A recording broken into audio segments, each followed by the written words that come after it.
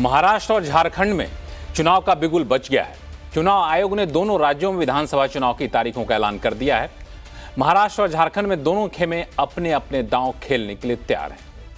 2019 के बाद से महाराष्ट्र का सियासी समीकरण काफी बदल चुका है।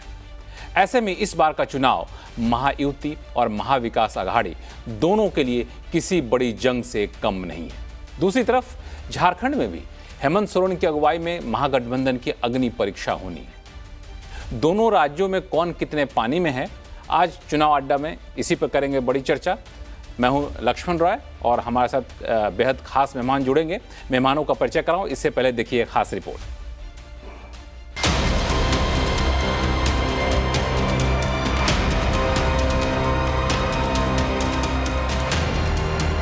जम्मू कश्मीर और हरियाणा में चुनाव के बाद अब पूरा फोकस महाराष्ट्र और झारखंड पर है। चुनाव आयोग ने दोनों राज्यों में विधानसभा चुनाव की तारीखों का ऐलान कर दिया है। महाराष्ट्र में सिंगल फेज में 20 नवंबर को मतदान होगा, जबकि झारखंड में 2 चरणों में 13 नवंबर और 20 नवंबर को वोटिंग होगी। दोनों राज्यों के नतीजे 23 नवंबर को आएंगे। महाराष्ट्र में 2 बड़े गठबंधन भिड़ने के लिए तैयार हैं। यहाँ सत्तारूढ़ महायुति और विपक्षी गठबंधन महाविकास आघाड़ी के बीच कड़ा मुकाबला है। झारखंड में 2 चरणों में चुनाव कराने की वजह भी चुनाव आयोग ने बताई। There are factors in Jharkhand which are about the Naxal areas and others. There are concerns, therefore there are 2, and Maharashtra was 1. It is 1. Maharashtra में 288 सीटें हैं, जबकि झारखंड में 81 सीटों के लिए वोटिंग होगी। महाराष्ट्र में शिवसेना और एनसीपी में टूट के बाद इस बार का चुनाव काफी अहम माना जा रहा है। लोकसभा चुनाव में इसका ट्रेलर दिख चुका है। इस बार असली टेस्ट है। महाराष्ट्र की एकनाथ शिंदे सरकार लोक लुभावने फैसलों के जोर पर चुनावी अखाड़े में उतर रही है, जबकि महाविकास आघाड़ी ने महायुति के खिलाफ कई मोर्चों पर हमला बोल रखा है। विपक्ष चुनाव आयोग के रवैये पर तंज कस रहा है। हम चुनाव आयोग से इतनी अपेक्षा करते हैं कि आप इस राज्य का चुनाव हरियाणा जैसा मत करिए। हरियाणा में जो हुआ है पूरी देश की जनता देख रही है, चाहे ईवीएम हो, चाहे पोस्टल बैलेट हो, चाहे जो सत्ताधारी पार्टी की जो सब सामने आई है बातें, महाराष्ट्र में ज़्यादा हो रहा है। पैसों का खेल चलेगा, पुलिस का और यंत्रणा का भी मिसयूज़ होगा। तो ये सब चुनाव आयोग अपने आप को अगर निष्पक्ष मानती है, अपने आप को मानती है, हम नहीं मानते, तो आपको ये करना पड़ेगा। वैसे हरियाणा के चुनाव नतीजों का मसला प्रेस कॉन्फ्रेंस में भी उठा। चुनाव आयोग ने विपक्ष के आरोपों को सिरे से खारिज कर दिया। हम इंडिविजुअल जिसने वो बिल्कुल सेफ है, बिल्कुल रोबस्ट है। अच्छा, और मैं बताता हूं आपको, आप पिछले 15-20 इलेक्शंस देख लीजिए। It is giving results after results differently. जहां मतलब ऐसा नहीं हो सकता कि जब पसंद का रिजल्ट ना आए तभी गलत है, ऐसा नहीं हो सकता। झारखंड में इस बार ऊंट किस करवट बैठेगा कहना मुश्किल है। यहाँ सत्तारूढ़ महागठबंधन और विपक्ष में बैठी एनडीए के बीच जंग है। हेमंत सोरेन सरकार पर भ्रष्टाचार के आरोप लगने के बाद यहाँ का सियासी पारा हाई है। वो जेल जाकर बेल पर बाहर हैं। बीजेपी ने सोरेन सरकार पर भ्रष्टाचार के आरोपों को हथियार बनाया हुआ है। आदिवासियों की घटती आबादी और बांग्लादेशियों की घुसपैठ का मुद्दा भी गर्म है। सवाल ये है कि महाराष्ट्र और झारखंड में किसका दांव भारी है। महाराष्ट्र में लोक लुभावने फैसले चलेंगे या फिर पार्टियों में टूट का मुद्दा हावी होगा। क्या हरियाणा के दंगल में चैंपियन बनी बीजेपी महाराष्ट्र में भी वही परफॉर्मेंस दोहरा पाएगी? बिल्कुल, ये सारे सवाल इस वजह से ज्यादा महत्वपूर्ण हो जाते हैं क्योंकि लोकसभा चुनाव के नतीजे आने के बाद ही 3 राज्यों के विधानसभा चुनाव पर सबकी नजरें टिकी थी। वो था हरियाणा, महाराष्ट्र और झारखंड। हरियाणा में नतीजे आने के बाद अब निगाहें टिकी है इन दोनों राज्यों पे। चूंकि हरियाणा को एक उदाहरण मान करके, हरियाणा को एक आधार मान करके लोग अब ये सोच रहे हैं कि क्या महाराष्ट्र और झारखंड में भी भाजपा वही रणनीति अपनाएगी? क्या हरियाणा से सबक सीखते हुए कांग्रेस इन दोनों राज्यों में कुछ रणनीति अलग करेगी? इन सारे मुद्दों पर चर्चा करेंगे इस बार हमारे इस खास शो में। और हमारे साथ कई वरिष्ठ गेस्ट जुड़ चुके हैं। वरिष्ठ पत्रकार रामकृपाल सिंह हमारे साथ जुड़े हुए हैं, वरिष्ठ पत्रकार सतीश के सिंह हमारे साथ जुड़े हुए हैं, कुछ ही देर में अवधेश कुमार भी जुड़ेंगे। महाराष्ट्र की राजनीति पर काफ़ी पैनी नज़र रखने वाले वरिष्ठ पत्रकार मयूर पारिक और सी वोटर के विजिटिंग फेलो कार्तिकेय बत्रा हमारे साथ जुड़े हुए हैं। आप सभी मेहमानों का बहुत बहुत शुक्रिया। सबसे पहला सवाल मैं रामकृपाल जी आपके पास से लेकर चलूँगा कि लोकसभा चुनाव के बाद ही लोग कह रहे थे कि राज्यों में विधानसभा चुनाव को जो नतीजे आएंगे वो काफ़ी हद तक भाजपा के केंद्रीय नेतृत्व के आगे की रणनीति को तय करेगा, भाजपा के आगे की रणनीति को तय करेगा। हरियाणा का चुनाव तो हमने देख लिया। क्या उस चुनाव के बाद भाजपा ज़्यादा ऊंचे मनोबल के साथ इन दोनों राज्यों में उतरेगी और कांग्रेस क्या इतने कम समय में अपनी गलतियों को सुधारते हुए ज़्यादा बेहतर परफॉर्म करने के लिए रणनीति अपना पाएगी? रामकृपाल जी। लक्ष्मण जी, ये करना तो ही चाहिए जो आप कह रहे थे, लेकिन क्या होगा इसके बारे में कुछ भी कहना बहुत मुश्किल है। देखिए, एक बात तो सच है कि 4 जून के बाद 8 अक्टूबर को, 4 जून से 8 अक्टूबर तक जो माहौल था हरियाणा के चुनाव ने उसमें तब्दीली कर दी है। जो अपोजिशन बहुत ऑफेंसिव था और बीजेपी एकदम डिफेंसिव थी, वो चीजें थोड़ी सी बदल गई। मैं नहीं कहता कि कितना बदला है, लेकिन निश्चित रूप से हरियाणा के चुनाव ने बीजेपी के लिए संजीवनी का काम किया है। ये संजीवनी कब तक कितना मदद करेगी बीजेपी की आने वाले ये जो चुनाव 2 राज्यों के हैं, और मैं भी कहूंगा कि 2 राज्य ही नहीं, उत्तर प्रदेश का जो बाई इलेक्शन है वो भी आप मान लीजिए कि उससे भी बहुत बड़ा मैसेज जाएगा। तो ये तीनों, उत्तर प्रदेश का बाई इलेक्शन और महाराष्ट्र और झारखंड। अब रही बात यह है कि झारखंड के मामले में तो उतना नहीं है, क्योंकि अगर आप लोकसभा चुनाव के नतीजों को बारीकी से अध्ययन करें तो करीब करीब बीजेपी को अगर विधानसभा की सीटों के हिसाब से देखा जाए तो 52 सीटों पर बीजेपी आगे थी, उसका गठबंधन आगे था, और 29 सीटों पर विपक्ष का जो भी गठबंधन था वो आगे था। तो जून में भी झारखंड में बीजेपी की कोई ऐसी खराब स्थिति नहीं थी। हाँ, महाराष्ट्र का चुनाव दिलचस्प होगा। 2 गठबंधन लड़ रहे हैं, लेकिन गठबंधन से ज्यादा एक चीज है कि 6 पार्टियां लड़ रही हैं। गठबंधन भले कहा जाए, लेकिन आप जानते हैं कि पार्टियों का हित अलग होता है और गठबंधन का ज्वाइंट हित अलग होता है। तो ये दिलचस्प होगा। और मेरा एक ही निवेदन, मतलब मैं अपने बारे में कह रहा हूं कि मध्य प्रदेश, छत्तीसगढ़ और उसके बाद हरियाणा, ये तीनों चुनाव के जो नतीजे हैं वो एक बात के लिए हमें सतर्क करते हैं कि ओपिनियन पोल और एग्जिट पोल के आधार पर कोई भविष्यवाणी करना खतरे से खाली नहीं है। और बिल्कुल यही बात रामकृपाल जी, यही बात आज चुनाव आयोग ने यही बात अपने प्रेस कॉन्फ्रेंस में कही भी। सतीश के सिंह के पास मैं जाना चाहूँगा। सतीश जी, मेरा सवाल आपसे ये है कि जो रणनीति भाजपा ने हरियाणा में अपनाई, जाट और एंटी जाट 2 ध्रुवीकरण करने की, वो रणनीति अपनाने की कोशिश मुझे लगता है महाराष्ट्र में भी यहाँ पे हो रही है, मराठा और गैर मराठा के बीच में। ये रणनीति कितनी सफल हो पाएगी भाजपा के लिए अगर भाजपा ये रणनीति अपनाती है तो? सतीश जी। देखिए, कोई इस पे प्रेडिक्शन करना तो मेरे लिए संभव नहीं है। मैं इतना जरूर कहूंगा कि हरियाणा का कुरुक्षेत्र जीतने के बाद या उससे पहले से ही महाराष्ट्र के महाभारत में महाभारत जैसा युति जो है, ये शिंदे और बीजेपी वाली युति लड़ाई लड़ रही है, लड़ती हुई नजर आ रही है। और एमवीए जो है वो कितनी लड़ती हुई नजर आ रही है, अंदर अंदर आपस में ही लड़ रही है। इस पर भी ज्यादा बोलना उचित नहीं होगा, लेकिन अब तक कोई उनको चेहरा, नेता, नीति बना लेनी चाहिए थी। तो जो एडवांटेज इनको लोकसभा में था वो शायद अब नहीं है। बराबरी का खेल है, डॉग फाइट है, एकदम सीट टू सीट, आमने सामने की एक एक सीट मैटर करेगा। तो पहली बात ये है। दूसरी बात, अच्छा है कि आपके शो पे भी मैंने कहा था, और शायद अब वही चुनाव आयोग और राम कृपाल जी भी बोल रहे हैं कि अब ये सब एग्जिट ओपिनियन पोल वाले को श्रद्धांजलि देने का समय आ गया है।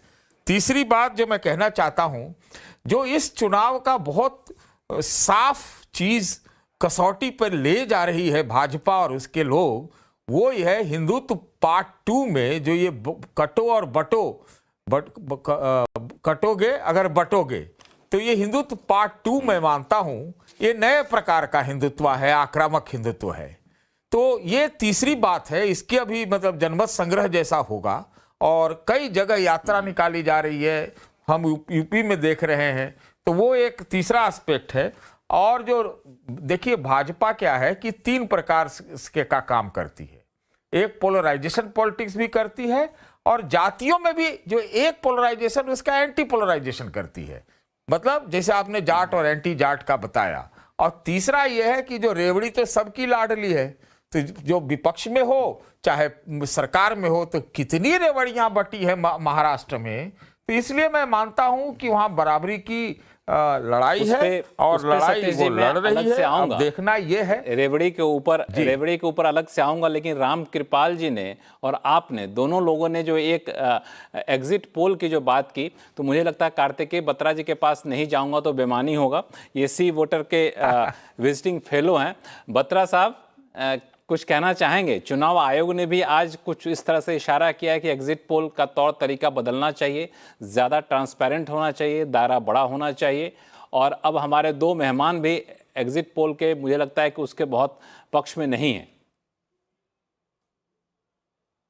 लक्ष्मण जी दोनों ही बहुत सीनियर हैं मुझसे, तो मैं जो भी कहूंगा विद ऑल ड्यू रिस्पेक्ट कि एग्जिट पोल जो करने के लिए बने थे और एग्जिट पोल जो आज जो काम उनसे कराया जा रहा है, इसमें बहुत फर्क है। एज एन एकेडमिशियन ये मेरा सबमिशन है कि एग्जिट, और इस पे शायद एक अलग ही चर्चा हो जाएगी लक्ष्मण जी, तो मुझे नहीं पता आप मुझे कितना समय देना चाहते हैं इसमें, लेकिन मोटा मोटा मैं आपको ये बता सकता हूं कि जो सीटों का खेला है जो हम एग्जिट पोल के जरिए करते हैं, और हम सी वोटर में भी ये बार बार ये कहते हैं कि ये परफेक्ट नहीं होता।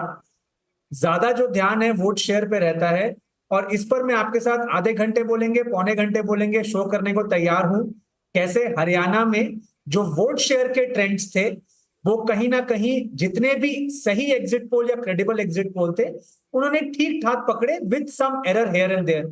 जो सीटों में आपको बड़ा गैप दिखा वो वहां पे हमारी साइंस खत्म हो जाती है और तुक्केबाजी शुरू हो जाती है।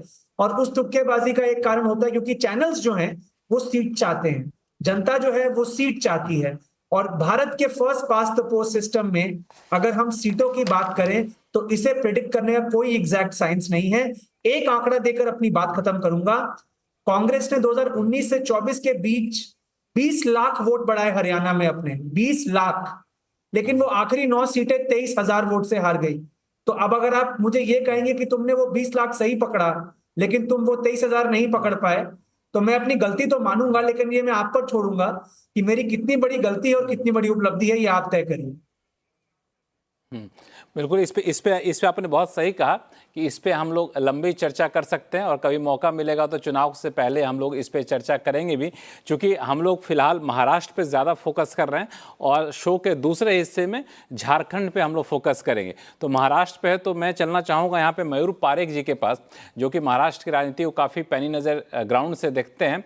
मयूर पारेख जी, लोकसभा चुनाव के आप नतीजों को देखें, उसके आधार पर अगर सीटों के बंटवारा को देखिए तो मुझे लगता है कि एमवीए के पास करीब 160 से 163 सीटें अभी हैं और महायुति के पास मेरा आकलन है कि 125 से 127 सीटें अभी हैं। फाइट काफ़ी ज़्यादा टफ है, वोट परसेंटेज का भी अंतर मुश्किल से 0.7% का है। ऐसे में दोनों में टक्कर तो काफ़ी महत्वपूर्ण रहने वाली है, जोरदार। इसमें सबसे क्रिटिकल फैक्टर क्या रहने वाला है? हाँ, आपने बिल्कुल सही कहा। जो आपने गणित बताया है वो 100% सही है। दोनों के बीच में जो डिफरेंस है वो डिफरेंस लगभग 30-40 सीटों के आसपास ही है, यानी कि 15 सीटें अगर यहां से वहां पे खिसक जाती हैं तो बहुमत किसी दूसरे दल के दूसरे गठबंधन के पास होगा।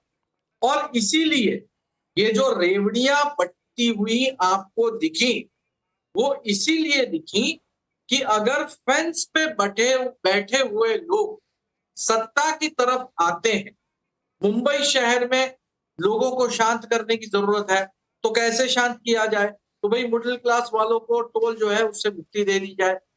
तो ये एक रेवड़ी मुंबई में बटी। ग्रामीण इलाकों में जिन्हें परेशानी हो रही थी, जो कि विपक्ष ने बड़ा मुद्दा बनाया था, बेरोजगारी और पैसे नहीं है गरीबी को, तो सबको 1,500 रुपए दे दिए। एक ही घर के अंदर माँ, बहन और बीवी तीनों को 1,500 रुपए मिल रहे हैं। घर का पूरा खर्चा जो है वो सरकार के पैसों से चल रहा है। तो लोगों का सॉफ्टन करने की कोशिश की। इसके अलावा रोजगार में बढ़ावा किया गया। तो कुल मिलाकर के जो ये 15 से 20 सीट यहां से वहां खिसकाने की बात है, ये 3 से 4% वोट शेयर को हथियाने की लड़ाई। मुद्दा जो सतीश के सिंह साहब ने उठाया था वो 100% सही है। लोकसभा के दौरान जितना बिग एडवांटेज महाविकास आघाड़ी को मिला था, वो यहां से बहुत आगे चलना चाहिए। लेकिन फिर भी ये इस बात में लड़े रहे कि भैया मुख्यमंत्री कौन बनेगा। आप देखिए हरियाणा में हार गए तो बीजेपी कोई ताना कसे न कसे, दूसरे दिन सुबह को, और अगर मैं गलत नहीं हूं तो अगले 3 घंटे के अंदर संजय राउत ने ताना कस दिया कि ये कांग्रेस के अहंकार की, या फिर कांग्रेस जो है वो अपनी ताकत पे आगे बढ़ रही है, अपने सहयोगियों की बात नहीं मान रही है, इसकी ये हार है। ये इस बात का परिचायक है कि महाविकास आघाड़ी उसको अब ये मान के चल रहे हैं कि भैया लोकसभा में हम जीत गए थे तो अब विधानसभा में भी हमको अपर हैंड है, हम जीत जाएंगे, और अभी से ये मुख्यमंत्री पद की जो कुर्सी है वहां पे रुमाल रख दो अपना कि भैया मैंने पहले ही बोला था ये पोस्ट मेरा है। ये बात अच्छी नहीं है। अगर वो जल्द से जल्द मुझे लगता है मयूर पारेख जी मुझे लगता है कि इससे जुड़ी हुई चुनौती एक और होगी कि मुख्यमंत्री की लड़ाई तो छोड़िए, जब सीटों का बंटवारा आप करने जा रहे होंगे तो बंटवारा होगा, जाहिर तौर पे हर कोई अपना इंटरेस्ट ज़्यादा से ज़्यादा साधना चाहेगा, लेकिन वहाँ पे बागी उम्मीदवार जो हैं उनकी भूमिका काफ़ी महत्वपूर्ण हो जाती है। हरियाणा में हमने देखा कांग्रेस की कई सीटों पर हारे इस वजह से हुई चूंकि बागी उम्मीदवार थे। तो सीटों के बंटवारे के बाद बागी उम्मीदवारों को हैंडल करना कितना बड़ा चैलेंज यहां पर होगा, रामकृपाल जी?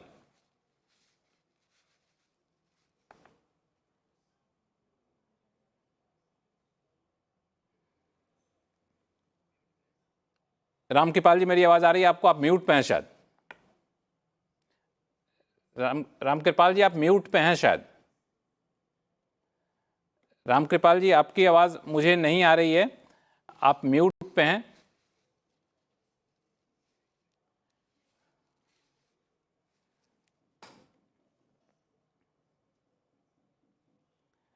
चलिए जब तक रामकृपाल जी की आवाज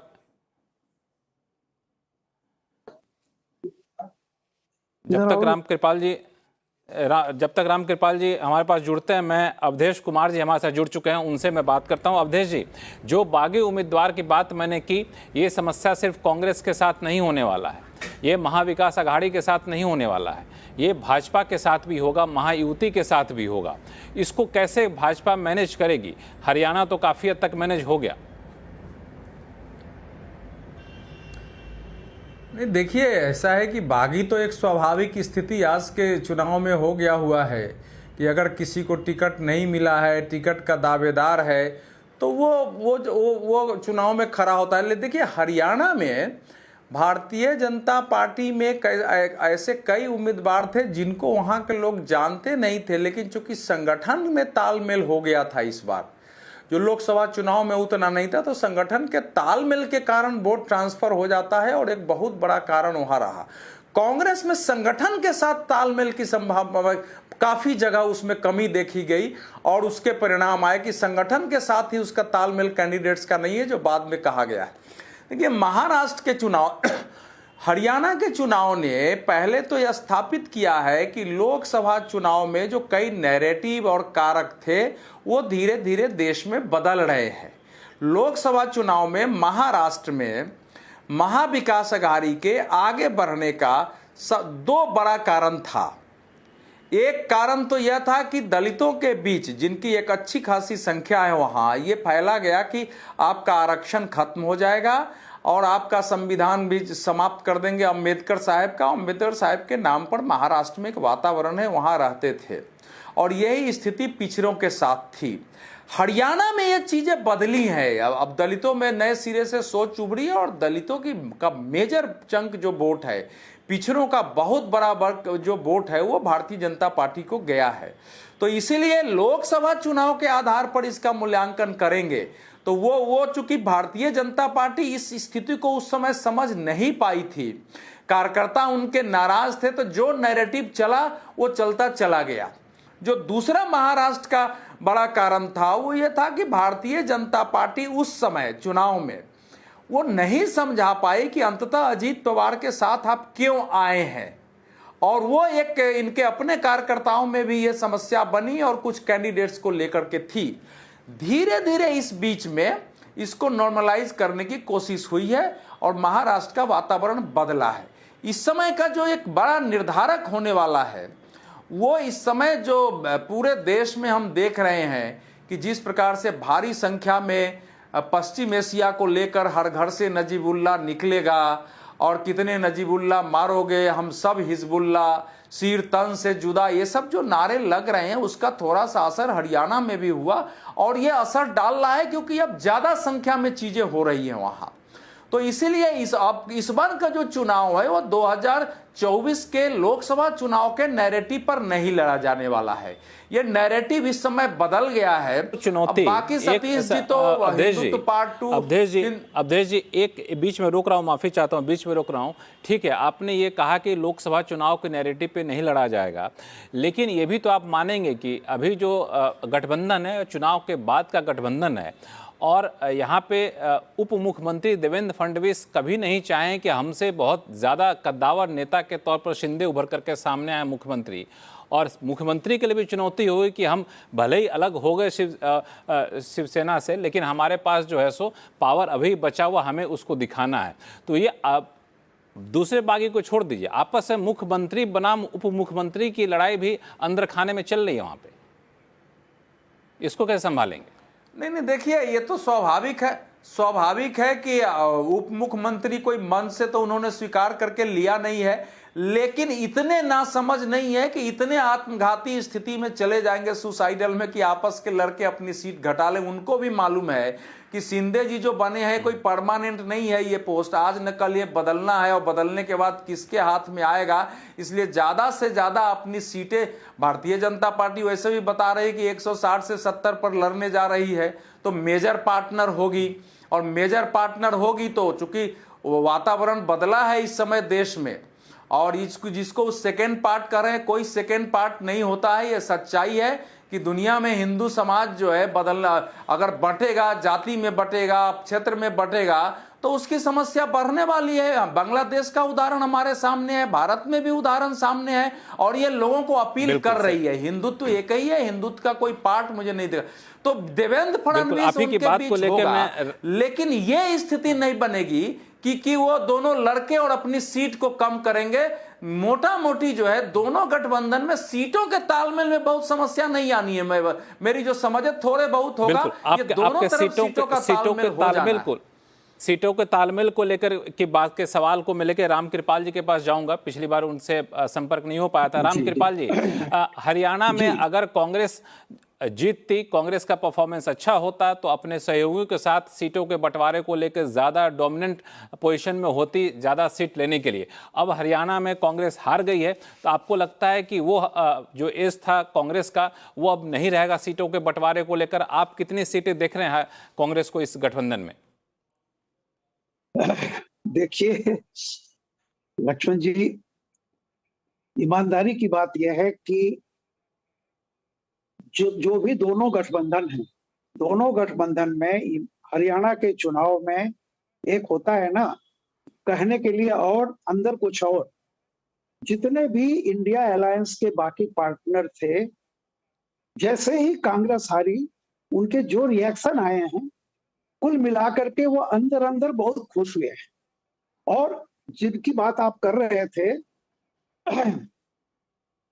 प्रवक्ता शिवसेना के, उन्होंने ये कहा, बल्कि सामना में जो चीज आई ध्यान रखिएगा, कि संजय राउत ने कहा कि अगर हम लोगों को भी सीटें दिए होते, यानी समाजवादी पार्टी को देते, एक आध दो सीटें शिवसेना को भी देते, 2-4 सीटें टीएमसी को भी देते, तो ये देखिए मुगालता कि अगर टीएमसी शिवसेना इनको मिला होता और समाजवादी पार्टी को, तो हरियाणा में कांग्रेस बेहतर कर जाती।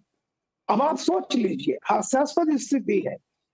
देखिए हरियाणा की जनता ने भले बीजेपी को जिता दिया है, लेकिन एक चीज और उसका मैसेज है कि राष्ट्रीय स्तर पर अब क्षेत्रीय जो विधानसभाओं के चुनाव होते हैं, वहां भी एक क्लियर कट है कि बीजेपी का अगर कोई विकल्प भविष्य में हो सकता है तो वो कांग्रेस हो सकती है। बराबर बराबर वोट शेयर आए हैं। आप देखिए करीब करीब थोड़ा सा और फर्क है। जो हमारे सज्जन अभी जो कार्तिकेय जी जो कह रहे थे, उसका एक जैसे कह रहे थे ना, हम लोग वोट परसेंटेज पर ज्यादा वो करते हैं, तो ध्यान रखना चाहिए कि माइनॉरिटी जहां भी किसी भी समाज में वोट करती है तो वो एक मुफ्त वोट करती है।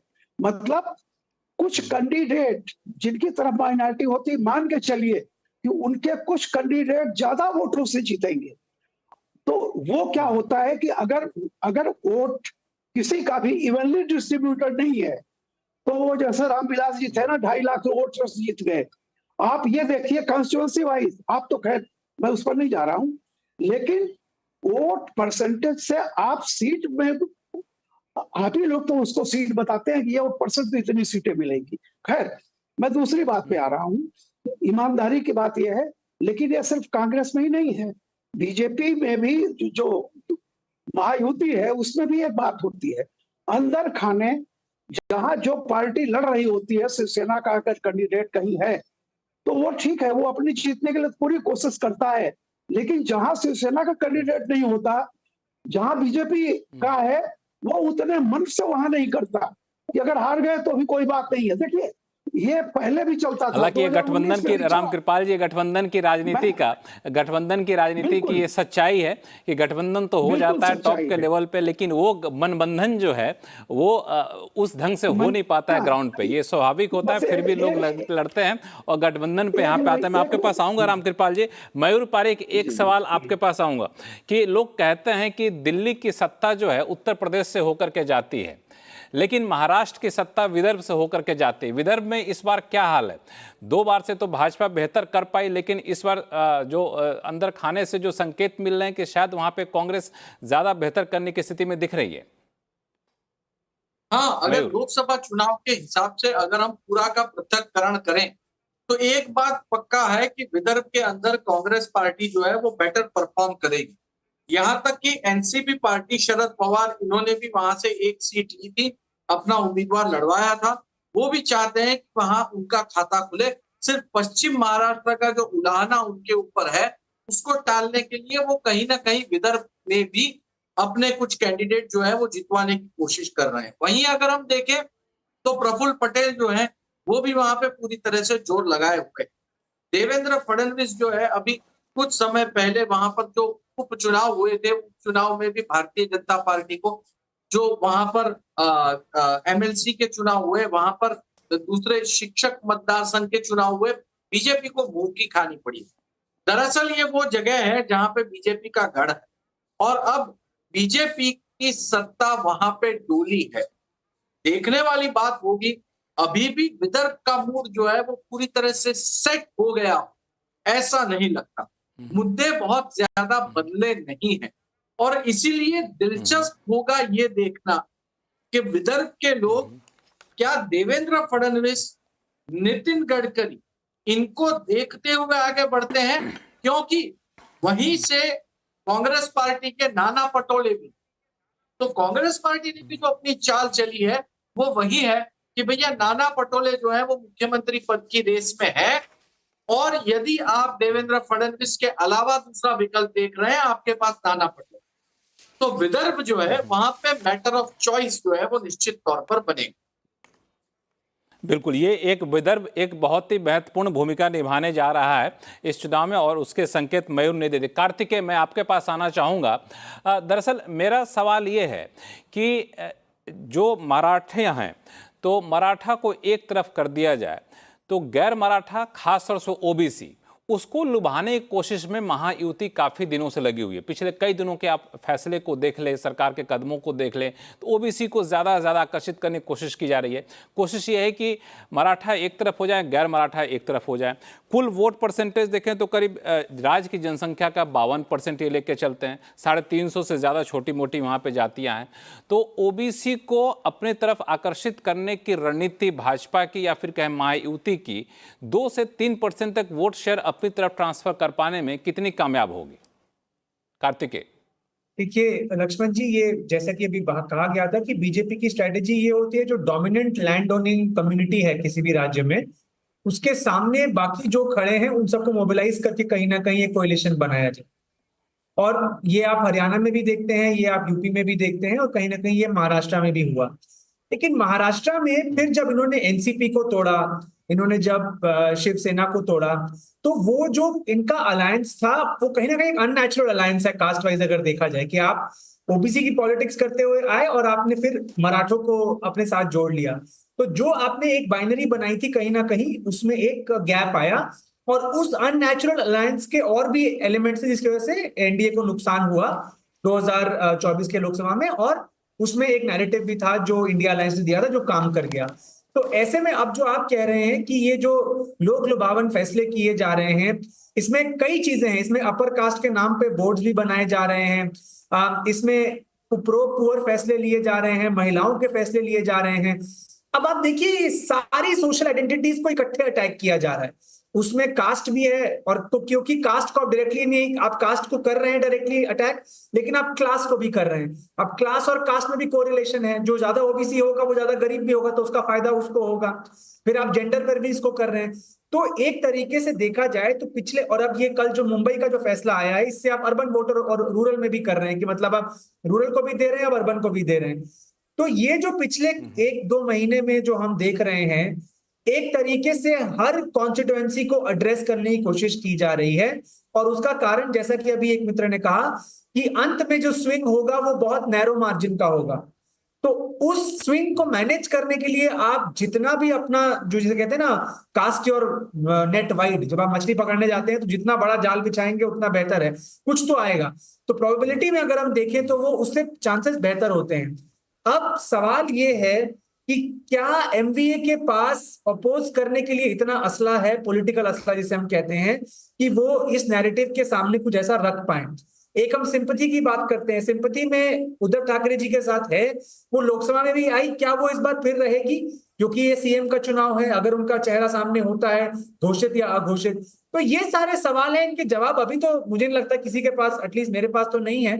अभी चुनाव को 1 महीना है, अभी चुनाव का माहौल बनेगा। आप किसी ने कहा कि सीटों का बंटवारा आराम से हो जाएगा, चलिए मान लेते हैं वो हो जाएगा, हालांकि मुझे लगता है उसमें कहीं ना कहीं पेच फंसेंगे।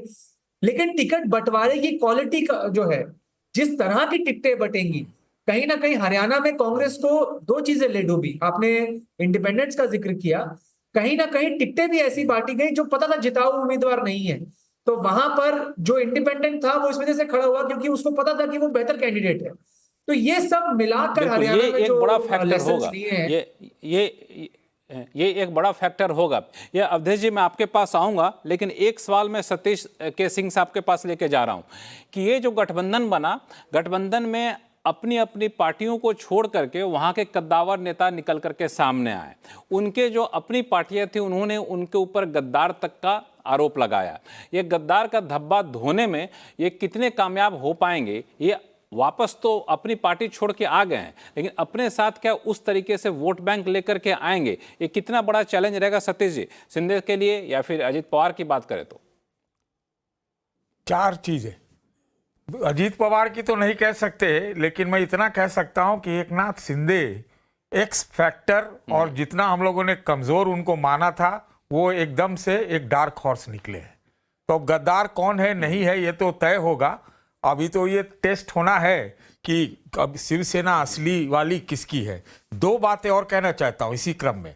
पहली बात कि जो अवधेश जी ने कहा कि अब लोकसभा के नैरेटिव पर नहीं होगा, और दूसरी बात जो कि अपने रामकृपाल जी ने कहा कि अब कांग्रेस ही विकल्प है राज्यों में। मैं इन दोनों बातों को खारिज करता हूं। इसलिए खारिज करता हूं कि कोई तय नहीं कर सकते आप मान लीजिए एमबीए कुछ काम ही नहीं करेगी, कोई आदमी वो अपना नैरेटिव लेके आगे नहीं बढ़ेगा तो क्या होगा। और तीसरी बात जो सबसे महत्वपूर्ण है, हम लोगों ने कहा कि भाई गठबंधन 2 लड़ रही है महाराष्ट्र में, वहां 6 पार्टियां भी तो लड़ रही हैं, और गठबंधन क्या होगा और शकल क्या होगी नए सरकार की, ये 6 पार्टियां किस गठबंधन में रहेंगी चुनाव के उपरांत इसी पे तय होगा, क्योंकि एक तरफा लहर तो किसी की है नहीं, डॉग फाइट है, सीट टू सीट है, और कौन कब महाराष्ट्र में बदल जाए कोई नहीं कह सकता।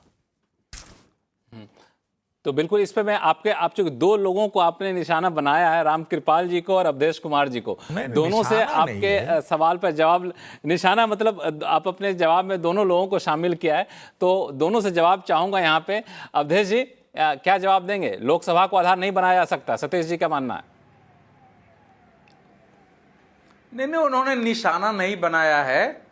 वो उनको जरा डिबेट में किसी की बात काटना वो तो चलता है। देखिए ऐसा है कि बिल्कुल लोकसभा चुनाव के जो मुख्य निर्णायक देश भर में हुए दलितों और पिछड़ों के मत उसमें जाने का INDIA की ओर ज्यादातर राज्यों में, वो इस बार नहीं होने वाला है। ये बिल्कुल साफ हो गया है, इसमें कहीं कोई दो मत नहीं है। ये नई से दूसरा कि अभी महाराष्ट्र में 15 जातियों को ओबीसी में शिंदे सरकार ने शामिल किया है, तो जाहिर है कि वो शामिल किया है और उनकी पुरानी मांग थी तो वो तो वोट के रूप में ऐड हुआ है। उनका भी आंदोलन चल रहा था, वो मांग कर रहे थे। मराठों का वोट का एक मेजर पार्ट 2019 में बीजेपी और शिवसेना को मिला था, लेकिन आरक्षण को लेके खासकर मनोज जरांगे के आंदोलन के कारण थोड़ी सी उसमें थोड़ा मनोज जरांगे के लीडरशिप के साथ जो लोग हैं उनमें थोड़ा असंतोष दिख रहा है, और उनकी कोशिश ये है कि मराठों का वोट वो बीजेपी और बाकी और न जाए, लेकिन ये स्थिति वहां है नहीं। जब कोई बड़े मुद्दे होते हैं ना तो छोटे छोटे मुद्दे उसमें कमजोर पड़ते हैं।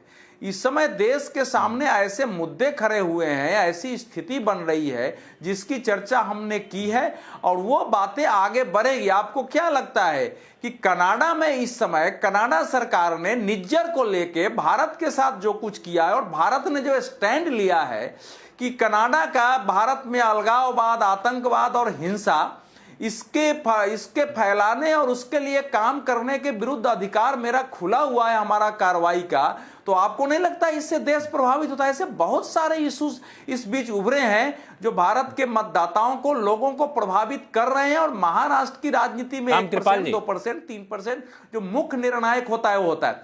देखिए महाराष्ट्र की राजनीति का यूनिक पॉइंट क्या है? यूनिक पॉइंट ये है इस पर अवधेश जी आता हूं, एक बार रामकृपाल जी से रिएक्शन ले लेता हूं, फिर आपके पास आता हूं। लाइन में खत्म कर रहा हूं, सुनिए ना।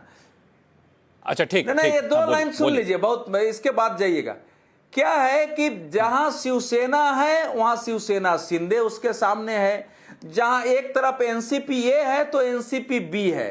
बीजेपी और कांग्रेस की लड़ाई सीधी है, बीजेपी और शिवसेना या बीजेपी अजीत पवार, ये लड़ाई आमने सामने की बहुत कम होने जा रही है।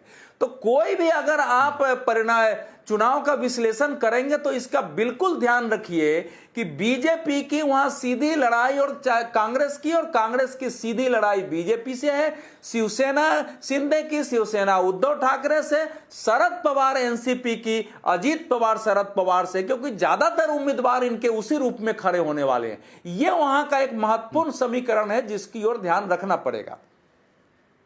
बिल्कुल अवधेश जी, मैं इसी समीकरण की तरफ दरअसल ध्यान आकृष्ट करना चाह रहा था कि जब आप शिवसेना और शिंदे के बीच में जाएंगे तो एक आम धारणा रहती है, जो सामाजिक समीकरण हम लोग का है कि जब हम शिवसेना की बात करते हैं तो ठाकरे जी सामने आते हैं, उनका चेहरा सामने आता है। तो उस चेहरे के सामने शिंदे कितने कारगर साबित होंगे राजनीतिक तौर पर, जैसे कि सतीश सिंह साहब ने कहा कि उन्होंने अपना वर्चस्व जमा लिया, लेकिन वोटर के बीच में कितने वो प्रभावशाली होंगे। इस तरह जब एनसीपी की बात आती है तो शरद पवार की बात आती है, उसके सामने अजीत पवार कितने कारगर साबित होंगे, वोटर के मन में कितने ये मजबूती से सामने आएंगे, ये थोड़ा सा मुश्किल होता है। रामकृपाल जी क्या कहेंगे? जी नहीं, मैं थोड़ी देर के लिए अभी मेरा फ्रीज हो गया था तो मैं पूरी बात सुन नहीं पाया। मैं केवल दो बातें कह रहा हूँ, समय कम रह गया है। एक तो जो सतीश जी ने कहा कि राज्यों में कांग्रेस विकल्प, मैंने राज्यों में नहीं कहा था, मैंने कहा था कि बीजेपी का राष्ट्रीय पार्टी के रूप में जनता जो है राष्ट्रीय पार्टी कांग्रेस को उसका विकल्प मान रही है। और आप ये देखिए हरियाणा में एक चीज और देखिए, जो पार्टियां बहुत समय तक जिनके मुख्यमंत्री थे सब साफ हो चुकी हैं।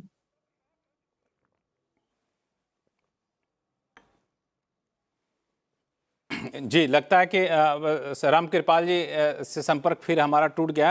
रामकृपाल जी के पास दोबारा हम लौटेंगे, लेकिन चूंकि जैसा कि हमने शो के शुरू में वादा किया था कि हम इस पे महाराष्ट्र और झारखंड दोनों पे चर्चा करेंगे, तो फिलहाल एक छोटा सा ब्रेक ले लेते हैं और ब्रेक के बाद लौटेंगे तो हम लोग चर्चा करेंगे कि झारखंड में आखिर किस करवट उठ बैठने वाला है, क्या वहाँ के समीकरण अभी बता रहे हैं। लौटते हैं छोटे से ब्रेक के बाद।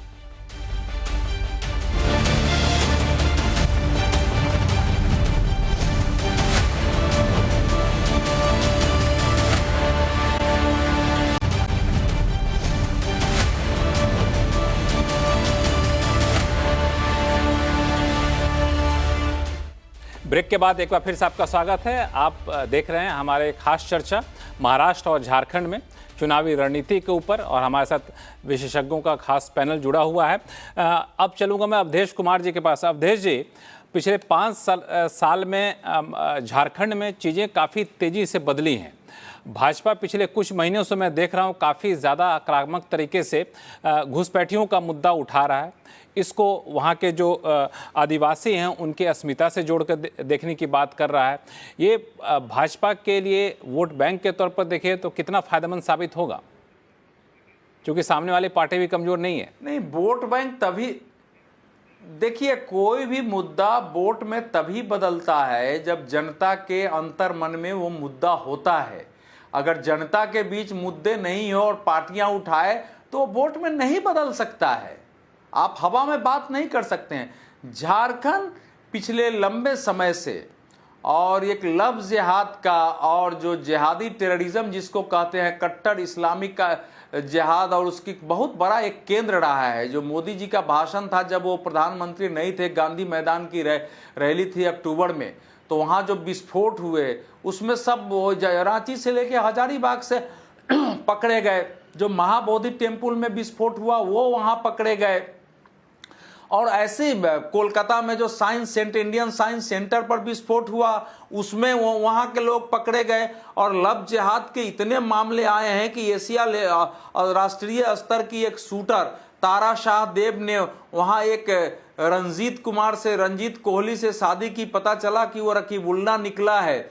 और ये गांव में इशूज है। झारखंड पहला राज्य बना जहां पता चला कि जामतारा और आसपास के कई जिलों के जो क्षेत्र उससे मिलते हैं, वहां के लोगों ने रविवार की छुट्टी बंद करके शुक्रवार को छुट्टी घोषित कर दी और माना जा रहा है स्कूल में प्रार्थनाएं बंद कर दी। तो ये सारी स्थितियां बनी है। दलितों के, मुसहरों के, आदिवासियों के गांव में संगठित होकर के जमीनें कब्जा करने की घटनाएं हुई और चारों तरफ आई हैं। ये स्थिति वहां बनी हुई है और बीजेपी उठा रही है। तो जनता के बीच ये मुद्दा है, लेकिन केवल इसी मुद्दे से चुनाव कोई जीत जाएगा ये नहीं है। ये मुद्दा वहां है। 2019 के चुनाव में भारतीय जनता पार्टी के इतने रिवेल थे, विद्रोही थे कि 25 सीट तो विद्रोहियों ने हरा दिया।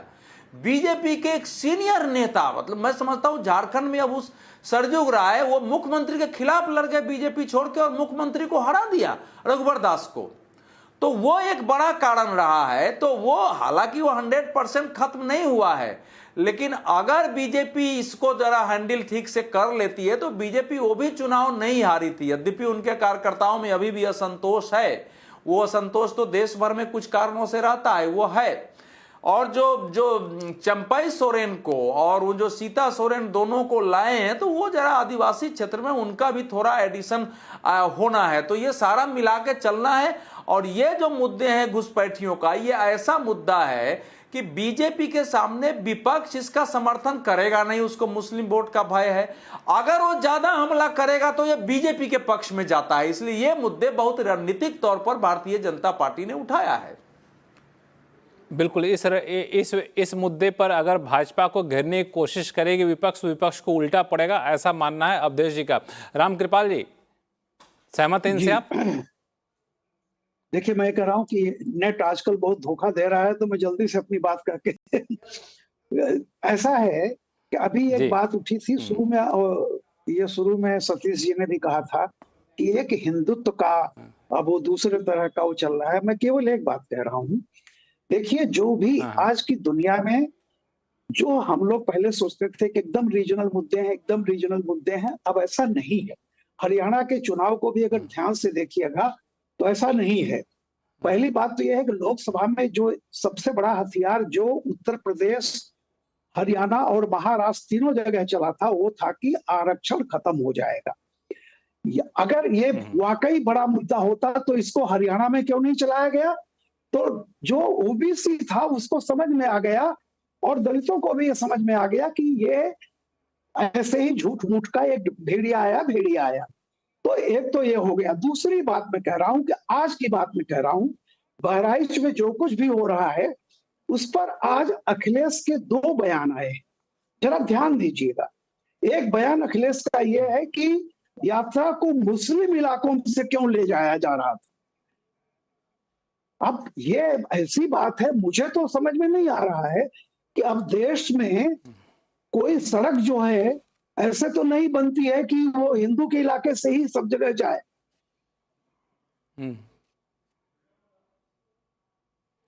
लगता है फिर से रामकृपाल जी का नेट धोखा दे गया है। हालांकि बहुत ही अच्छा मुद्दा उठा रहे थे और इसको उन्होंने जोड़ कर देखा कि पूरे देश के अलग अलग हिस्सों में जो हो रहा है उसका किस तरह से असर पड़ेगा। मैं आपके पास आऊँगा अवधेश जी, रामकृपाल जी फिर से। कार्तिकेय बत्रा साहब हमारे साथ बने हुए हैं। बत्रा साहब, झारखंड का समीकरण क्या कहता है?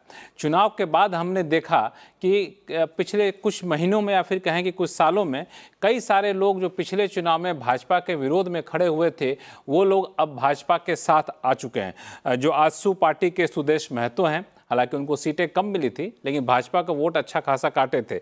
सोरेन परिवार में फूट पड़ चुकी है, सीता सोरेन बीजेपी में शामिल हो चुकी है।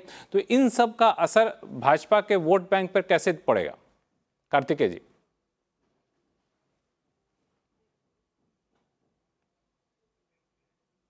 कार्तिकेय, आप म्यूट पे हैं, शायद आपकी आवाज नहीं आ रही है हम तक।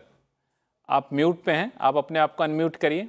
जी सर, मैं कह रहा हूँ कि झारखंड में भी वही प्लेबुक जो मैं आपको कह रहा था कि जैसे झारखंड में ट्राइबल मुख्यमंत्री का एक जो चलन था उसको भाजपा ने रोका, उन्होंने रघुबर दास को जब मुख्यमंत्री बनाया, लेकिन वो 5 साल शायद उतने सेटिस्फैक्टरी नहीं रहे। अब उसमें कई कारण थे, अभी बताया गया कि रेबेल फैक्टर भी था, लेकिन वो बीजेपी लोकसभा में तकरीबन स्वीप करने के बाद भी 19 में वो 2019 के दिसंबर में वो चुनाव हार गए और हेमंत सोरेन मुख्यमंत्री बन के आए। तो बीजेपी को झारखंड में ट्राइबल वोट में सेंधमारी करने में मुश्किल रही है, और इसी वजह से अगर आप देखेंगे लोकसभा चुनाव में भी ट्राइबल सीटें जितनी भी थी वो इंडिया अलायंस ने जीती। अब इसमें जो संविधान वाला फैक्टर था वो भी इंपॉर्टेंट था, लेकिन साथ ही साथ एक जो ट्राइबल अफिलिएशन है जेएमएम के साथ वो भी इंपॉर्टेंट था। उस समय जेएमएम, अगर आप 1 साल पहले की बात करें, जेएमएम बहुत नीचे चल रही थी, अगर मैं आपको फील्ड रिपोर्ट्स बताऊं या जो सर्वेस चल रहे थे। लेकिन जब हेमंत सोरेन अरेस्ट हुए उसके बाद एक सिंपैथी बनी। उसके बाद चंपई सोरेन को मुख्यमंत्री बनाने से उनको ये फायदा हुआ कि जो सोरेन परिवार का इलाका है संथाल परगना, वो एक ट्राइबल बेल्ट है, और एक और ट्राइबल बेल्ट है दक्षिण झारखंड की कोल्हान डिवीजन। तो कोल्हान की तरफ से चंपई सोरेन आते हैं तो उनको उस इलाके में भी उसका फायदा हुआ। लेकिन अब लोकसभा के बाद सिचुएशन बदल गई है। चंपई सोरेन जी ना केवल हट गए, वो अब भाजपा में जा चुके हैं। जो सोरेन परिवार में जो दो फाड़ हुआ, मुझे लगता नहीं उसका कुछ खास असर हुआ, क्योंकि वो लोकसभा में टेस्ट हो चुका है कहीं ना कहीं, उसका कुछ असर नहीं दिखा। लेकिन जो सिंपैथी थी उस समय हेमंत सोरेन जी के लिए, क्या वो आज भी है? अगर वो है और जो वो स्कीम्स ला रहे हैं, जैसे महाराष्ट्र में स्कीम्स ला रहे हैं तो झारखंड में भी स्कीम्स के अनाउंसमेंट्स हो रही हैं, अगर वो सिंपैथी है तो कहीं ना कहीं चुनाव क्लोज हो सकता है। वरना झारखंड ही हम जब आज से 2 महीना पहले बात कर रहे थे तो चारों राज्यों में एक झारखंड ऐसा राज्य लग रहा था जहां भाजपा थोड़ी सी आगे लग रही थी। हरियाणा में भी पीछे लग रही थी, महाराष्ट्र में पीछे लग रही थी, जम्मू कश्मीर में पीछे लग रही थी। हरियाणा में तो उन्होंने इस बाजी को पलट दिया महाराष्ट्र में भी हमने चर्चा की कि मामला काफी क्लोज है और अब हरियाणा के बाद थोड़ी हवा भी बदलती हुई नजर आती है जब एक चुनाव एक आपकी तरफ जाता है। तो झारखंड में भी कॉन्टेस्ट होगा, मल्टीपल फैक्टर्स होंगे। जैसा कि मैंने कहा, अभी 1 महीना है चुनाव को, अभी चुनाव बनेगा, लेकिन भाजपा के मुद्दे साफ हैं कि वो एक ट्राइबल आइडेंटिटी को एक हिंदू आइडेंटिटी में बनाने की कोशिश कर रहे हैं। वहीं जो जेएमएम है वो कोशिश करेगी कि ये जो ट्राइबल आइडेंटिटी है ये इंटैक्ट रहे। और कांग्रेस का जो काम है झारखंड में कि वो जो नॉन ट्राइबल वोट लाने का, हालांकि कांग्रेस वो कितना अच्छे से कर पाती है ये एक अलग चुनौती है, वो अगर वो ला पाए तो वो सरकार बनाने की कोशिश करेंगे। तो ये समीकरण बहुत बड़ी बात आपने कही कार्तिक, आपने एक बहुत बड़ी बात की कि भाजपा की कोशिश है कि ट्राइबल आइडेंटिटी को हिंदू आइडेंटिटी के तौर पर स्थापित किया जाए और फिर वहाँ पे घुसपैठिए जैसे मुद्दे को उठा के यहाँ पे लाया जाए। रामकृपाल जी, इसमें भाजपा सफल होती दिख रही है आपको इस कोशिश में? देखिए मैं जो बात कह रहा था कि एक चीज, जैसे मैंने अभी अखिलेश की बात जो कही थी कि अखिलेश के 2 बयान आ जाए हैं। एक, उन्होंने कहा कि मुस्लिम इलाकों से क्यों यात्रा को ले जाया गया। ये बयान आप सोचिए कि अभी एक देश का मुख्यमंत्री रहा हो, हमारे इलाके हिंदू मुसलमान नहीं होते हैं, ऐसा कभी भी नहीं होता। दूसरा, उन्होंने अभी शाम को एक बार वाक्य कहा है कि जो जंग को टाले वो जंग हार गया।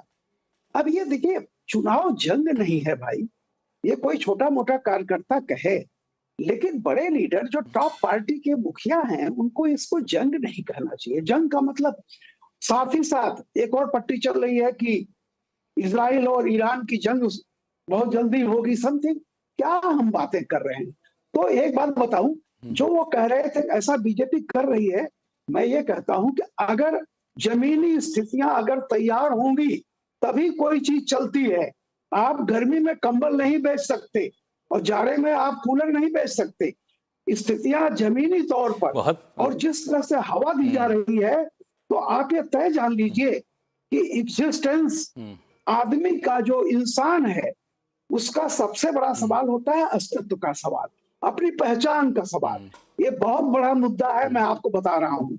और रही झारखंड की बात, मैंने एक बात कही थी, कार्तिकेय जी ज्यादा जानते होंगे, मुझे नहीं पता, लेकिन अगर पिछला लोकसभा चुनाव का अगर देख लीजिए आंकड़ा, तो उसमें मैं समझता हूँ 50 से ज्यादा सीटों पर, विधानसभा सीटों पर बीजेपी जीती दिखाई पड़ रही है। तो आप ये बताइए कि बीजेपी जब लोकसभा में इतना सब कुछ होने के बाद था, उसके बाद से जो हरियाणा में हुआ है, हालांकि रामकृपाल जी एक और वहां पे दांव काफी तेजी से चला हुआ है, वह फ्रीबीज का कंपटीशन कह सकते हैं। मैया योजना के तहत 1000 रुपए के बदले भाजपा ने गोगो योजना लाया कि 2100 रुपए देंगे। अब सोरेन जी कह रहे हैं 2100 नहीं, हम तो 2500 रुपए दे देंगे। इस तरह के जो कंपटीशन है, अवधेश जी, कितना रंग लाएगा? अब इसका असर हो रहा है, हालांकि मैं निजी तौर पर इससे सहमत नहीं होता हूं कि कंपटीशन हो। महिलाओं को सरकार के खजाने में पैसे हैं तो महिलाओं के खाते में जाए, इसमें तो मुझे हर्ज नहीं है, ताकि महिलाओं के अंदर एक बड़ा वर्ग, आज भी महिलाएं हमारे समाज के मुख्य नैरेटिव में या मुख्य धारा में उस ढंग से खड़ी नहीं हो पाई है। इतना होने के बावजूद अगर उनके खजाने में उनके पास कुछ पैसे जाते हैं तो उनका आत्मविश्वास बढ़ता है।